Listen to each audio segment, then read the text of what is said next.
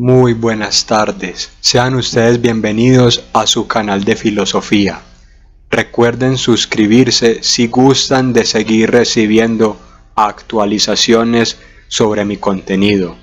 Así también apoyan al carácter divulgativo de este canal.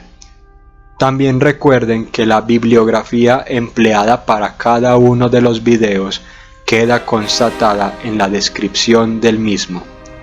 El día de hoy nos reunimos alrededor de un tema sumamente especial, la génesis y estructura de la conciencia, que fue mitificada por Hegel o puesta en términos literarios o de índole narrativa a través de la figura de la dialéctica del amo y del esclavo, del señorío y de la servidumbre.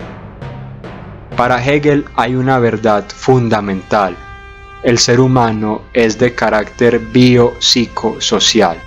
El ser humano es un sujeto-objeto. Piensa, es decir, es un sujeto.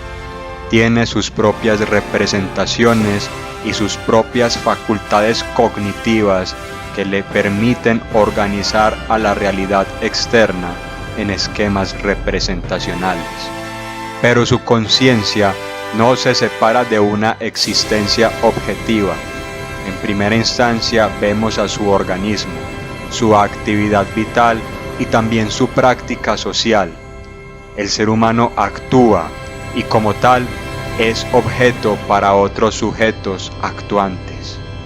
La sociedad no es la concatenación de las subjetividades individuales reunidas. Eso entonces reduciría totalmente el problema de la objetividad.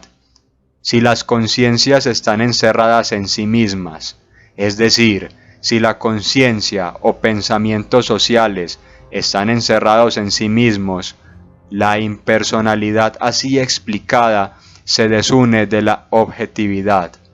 La objetividad debe ser definida por la correspondencia de las ideas del sujeto con el objeto y ligado totalmente a la práctica y a los imaginarios colectivamente construidos.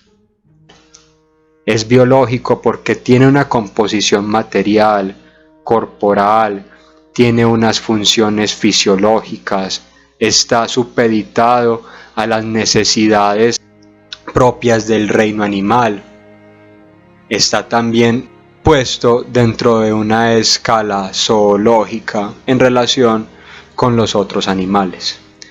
Es psicológico porque posee unas funciones mentales y cognitivas que le hacen posible organizar los datos de la realidad, lanzar juicios valorativos, decir esto es bueno, esto es malo, esto me perjudica, esto me da placer, esto me puede servir para más tarde. Tiene memoria, tiene recuerdos, es capaz de representarse al mundo, de representar a los demás y de representarse a sí mismo. Es también de carácter social porque es el sujeto histórico e intersubjetivo por excelencia. La dimensión biológica, la dimensión psicológica y la dimensión social están en una red de interdependencia. En el ser humano no se pueden desvincular la una de la otra, y todo ello constituye a la naturaleza del hombre.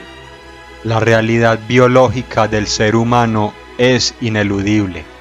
El hombre está sujeto al imperio de la necesidad, del hambre, de la sed, de la pulsión libidinal, entre otras cosas. La reproducción sexual y la variabilidad genética se han encargado de fraguar un mosaico de rasgos físicos y procesos fisiológicos que hacen factible la supervivencia y la adaptación al medio natural. No obstante, es tarea imposible recorrer el amplísimo terreno de los procesos materiales de la biología sin tomarse de la mano con los inminentes cambios sociales que los han acompañado. Antes de que el sujeto individual transformara en el cerebro la realidad externa en imágenes, mucho antes de que los pliegues de su mano se hubiesen doblado para asirse de herramientas, mucho antes de que su fisionomía se dispusiese a labrar la tierra y a transformar su entorno inmediato, abocando a sus deseos, ya existía toda una trama sociocultural que antecedía su accionar singular y entretejía como una urdimbre con las maquinaciones mentales de su psique individual. La imagen que se reproduce en el cerebro del sujeto ya está mediada por las representaciones colectivamente construidas y que hunden su raigambre en la historia. Asimismo, la práctica que lo conduce a labrar el medio natural es una técnica aprendida y perfeccionada a través del tiempo. Finalmente, su deseo es también la voluntad general que lo impulsa a nutrir una amplia cadena de necesidades en donde cada cual debe entregar el fruto de su labor con reciprocidad y solidaridad. El hombre no es quien se adapta a su medio natural, sino que éste adapta el paisaje en la medida en que es posible de acuerdo con sus necesidades inmediatas y sociales. Por ello podemos colegir que el sujeto humano es trascendente, pues no se agota en una sujeción a la naturaleza. No fue la competencia exacerbada lo que hizo posible la evolución cognitiva y social humana, sino más bien fue la cooperación, la formación de vínculos solidarios de una manera consciente y la estrecha relación que la humanidad forjó con su propio pasado y las enseñanzas que adquirió de éste.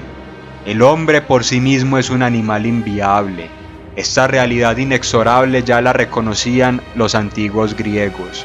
El hombre no posee las fuertes garras y dientes de un león, tampoco la fuerza desmedida de un caballo o la capacidad de surcar los cielos como las aves, pero sí tiene el intelecto para adecuar todo el mundo de acuerdo con sus propios fines. También tiene la justicia para poder relacionarse con los demás en un entorno que garantice la libertad para todos. Para Hegel, el ser humano es esencialmente espíritu autoconsciente. Sabemos que las funciones mentales y cognitivas del hombre no pueden despertarse y no pueden suscitarse si no es en relación con los demás. El ser humano únicamente es consciente de su propio lugar en el mundo, de las manifestaciones culturales, de las instituciones sociales, de la norma, de las convicciones a las cuales está íntimamente vinculado, solo cuando es capaz de reconocerse en la relación con los demás. Hegel entonces da así un paso muy importante para el estudio de la conciencia. Para él, conciencia y reconocimiento no se pueden desvincular y no se pueden desgajar la una de la otra. Hegel entonces se vale de la figura de la dialéctica del amo y del esclavo. Muestra cómo dos existencias que hasta hace un tiempo eran independientes entran en una lucha a muerte, entran en un conflicto que nada más puede ser resuelto teniendo a uno por vencedor y a otro por derrotado y subalterno. Las neurociencias determinaron dando la razón a Hegel, mostrando que los mecanismos de las neuronas espejo solamente emergen y solamente existen cuando el sujeto realiza una acción significativa o cuando ve a los otros sujetos realizando tal acción. Vemos entonces que incluso el equipamiento cerebral del hombre no podría existir si se deslinda de esas condiciones socioculturales que entretejen a la conciencia y estructuran al mundo de los objetos. Antes de que ambas autoconciencias se encontraran en disputa, cada una estaba encerrada sobre sí misma, estaba encerrada sobre su propio deseo animal, sobre sus propios instintos y sobre sus propios sentimientos. Hasta el momento del encuentro, cada conciencia se creía la medida de todas las cosas, sus emociones, sus representaciones, sus intelecciones y sus pensamientos eran tomados como la única norma de validez para toda la realidad. Después de que entonces estas dos autoconciencias chocan y se lanzan a esta lucha a muerte, no solamente quieren imponerse a sí mismos la imagen que cada una tiene sobre la realidad para ellas mismas, sino que también tiene ese deseo imperioso por imponer esa imagen del mundo y de sí mismo a los demás. Uno resulta entonces ganador y otro resulta derrotado.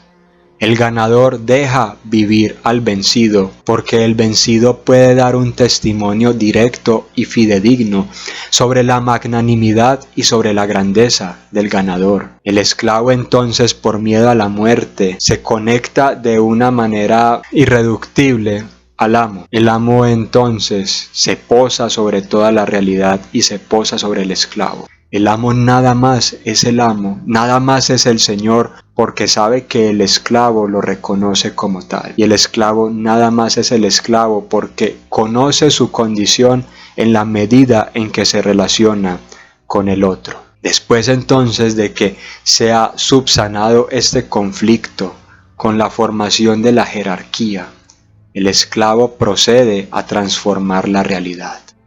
La filosofía de Hegel desborda al yo subjetivo y postula un sujeto que va construyendo la realidad mediante su actividad lingüística y técnica. Es decir, es un yo digo, un yo hago, que anula simplemente al yo pienso cartesiano, pero este sujeto que no puede ser ni absoluto ni neutral, ni el punto de vista de Dios, se ha de resolver necesariamente en múltiples sujetos y por lo tanto la subjetividad a la que apela Hegel es intrínsecamente patológica, tendenciosa, distorsionada, una subjetividad que no puede encontrar su expresión únicamente en el aparato neuronal que está dentro del cráneo. Mediante el trabajo, el esclavo espiritualiza a la realidad. El esclavo convierte al mundo de la naturaleza en el mundo humano. El esclavo se representa a sí mismo a través del trabajo. Si la conciencia progresa, o sea que sale de su base común animal o zoológica, es porque esa conciencia es lingüística y técnica, porque la lengua y el trabajo dan forma y actualizan al cuerpo, y por extensión al cerebro. Lo subjetivo culmina en el proceso de exteriorización y encarnación de lo interno. Aparentemente el cuerpo y el cerebro desaparecen anulados por el lenguaje y el trabajo, que es el camino tomado por las concepciones subjetivistas deslumbradas por las potencias de la reflexión. Pero la reflexión es siempre una figura secundaria, resultado de las relaciones conmutativas y transitivas. El sujeto cartesiano deja su lugar a un sujeto práctico, cuya actividad pensante es una actividad subjetivo-objetiva, una actividad que vincula ambos polos, conciencia y espíritu. La subjetividad es siempre intersubjetividad. Cuando trabaja, el siervo sofistica su pensamiento, se cultiva a sí mismo, va creando el entramado del lenguaje, de la técnica y de todo el conocimiento socialmente necesario para hacer de esa realidad una realidad humana. El amo, que está tan seguro de su propia dominación sobre el esclavo, se subsume en el mero deseo, en el mero goce. El amo entonces nada más se dedica a satisfacer su hambre. El amo nada más se dedica a satisfacer los instintos más bajos y su propia pulsión, mientras que el esclavo va creando la cultura a partir de su propio trabajo. La cultura es el mundo tal y como está representado en la conciencia social, es decir, colectiva, históricamente establecida e históricamente cambiante, en la razón colectiva de índole impersonal, en las formas históricamente establecidas de expresión de esa razón, en particular en el lenguaje, en su arsenal terminológico, en los esquemas gramaticales y sintácticos, en correspondencia con los cuales se unen las palabras, pero no solamente en el lenguaje, sino en las restantes formas de expresión de las representaciones, formas que subsisten gracias a las relaciones de producción y gracias a la organización del trabajo común de los seres humanos. No solamente crea la cultura material, sino también la cultura moral, las costumbres, el conocimiento, la reflexividad. El esclavo entonces se convierte en regente de la naturaleza, naturaleza que antes parecía insondable, naturaleza que antes suscitaba miedo, naturaleza que antes generaba temor. El amo simplemente está pensando en la satisfacción de su propia individualidad. En cambio, el esclavo sabe que requiere de la cooperación y de la ayuda mutua para transformar esa realidad antes salvaje en una realidad civilizada. Vemos que el esclavo entonces, al superar la animalidad, no debe de adaptarse únicamente de una manera trágica al medio natural. El esclavo transforma ese medio natural de acuerdo con su propio deseo, establece su voluntad sobre este medio natural. Puede que el amo haya dominado al esclavo en la parte material, pero el amo jamás podrá sujetar la dignidad y la libertad espiritual del esclavo. El esclavo, haciendo los cimientos, va haciendo las bases para pelear por un mundo más justo, por un mundo en donde todos sean libres. La conciencia no es solamente un acto teórico, sino también práctico, en donde las creencias, la acción y el pensamiento están estrechamente ligados para la unidad histórica del ser humano. El hombre que se sabe libre debe de adecuar la realidad política en aras de la cooperación y la solidaridad entre los semejantes. El hombre libre no precisa de usar al otro como una herramienta ni como un medio. El hombre libre es aquel que ve al otro como un fin en sí mismo. El hombre libre es aquel que es consecuente entre sus palabras, sus pensamientos y sus acciones, y está dispuesto a unir la teoría y la práctica para la construcción de un mundo mejor.